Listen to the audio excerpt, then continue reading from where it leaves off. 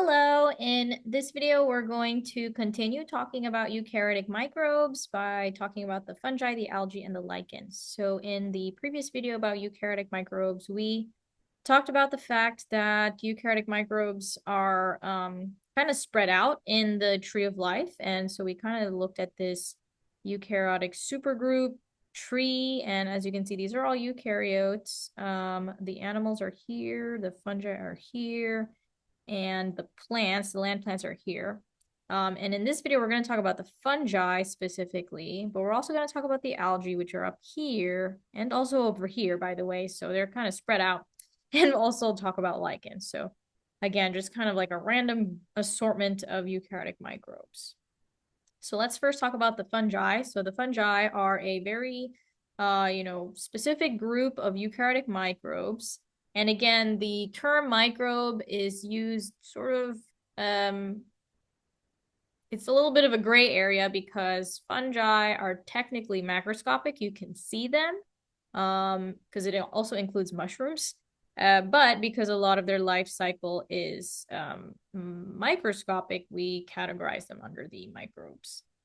But anyway, fungi, one thing that kind of puts them all together is the fact that they contain these hyphae. So hyphae are these super long, kind of like stringy arrangements that they make for their cells. So they can have, cells that are all in a line like this, or they can even have them, but they're all connected, or in a yeast cell, it kind of buds out like that. But basically, fungi all have these hyphae, and they're these like tiny little stringy structures. If you've ever seen mold growing on food like bread, you'll see that it's fuzzy, right? Whenever you see mold, it's like a little fuzzy, and that fuzziness is the hyphae. So all of those tiny little, hairs, fuzzy structures are hyphae. Not only that, but fungi also produce spores, and that's how they kind of reproduce. So that's the two main things that make fungi unique. Fungi are going to include our yeast, our mold, and our mushrooms. So those are kind of the three main categories. And again, they have these hyphae, these little long filaments. By the way, when we look at all of the hyphae as a whole, so the entire structure, all of the hyphae together are going to be called mycelium. So the whole network of filaments is called the mycelium. Fungi also have cell walls that give them structure, and their cell walls are different from the cell walls found in bacteria, different from the cell walls found in plants. So they have a very unique cell wall that is made of chitin. And then in their cell membrane, instead of having cholesterol or hopanoids, they have ergosterols. So another unique thing about the fungi. And as I already mentioned, they produce spores for sexual reproduction, though there are a lot of fungi that can do asexual reproduction or even both. So they're kind of crazy when it comes to their reproductive cycles. And in terms of their phylogeny, so how we group them in the tree of life, it's pretty crazy as well. So here's just three of the main groups of fungi that are out there. And so we call them the Ascomycota, Basidio, the Microsporidia, and the Zygomycota. But their characteristics are kind of overlapping. So yeah, it's pretty complex. And so I don't really want to go over it too much, but the Ascomycota and the Basidiomycota are going to be your main mushrooms. So you have edible mushrooms in both groups. But the reason why they're separated is because of the structures that produce their spores. They look different under the microscope. Microsporidia, a little bit more rare. There's really not too many that are under this category. And then the Zygomycota, same thing, a little bit more rare, but you're going to find a lot of your kind of weirder molds and stuff like that down here. Okay, let's move on to the algae. Algae are going to be photosynthetic, so that's kind of the main thing that puts them all together. But the algae group is a very informal group that includes your protists, which we talked about in a different video, but also something as large as kelp, which, you wouldn't even think that this is a microbe, but technically it is part of the algae. And since algae are microbes, apparently kelp is a microbe, but let's be honest, it really isn't, right? But anyway, so some of the algae that are microscopic that we'll talk about are the dinoflagellates. So they're super tiny plankton. They usually have two flagella. There's the brown algae, which includes your seaweed and your kelp. Green and red algae, which are also kind of plant-like looking